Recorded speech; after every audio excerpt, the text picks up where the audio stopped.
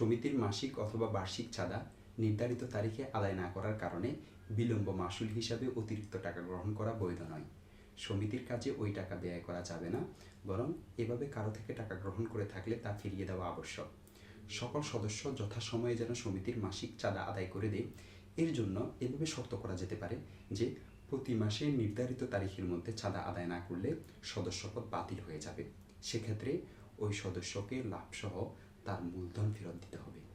অথবা এই নিয়ম করা যেতে পারে যে কোনো চাঁদা বিলম্বে আদায় করলে বিলম্বকালীন সময়ের ওই পরিমাণ টাকার লাভ তাকে দেওয়া হবে না, সেই লাভ থেকে তাকে বঞ্চিত করা হবে। দেখতে পারেন শরহ মাআনিল আথার 2 নং খণ্ড 82 নং পৃষ্ঠা, নুখাবুল আফকার 8 নং খণ্ড 57 নং পৃষ্ঠা, আয়রাউস সুনান 11 নং খণ্ড 488 নং পৃষ্ঠা, ফাতহুল কাদির 5 নং খণ্ড 112 নং পৃষ্ঠা, রদ্দুল মুহতার 4 নং খণ্ড 61 নং পৃষ্ঠা।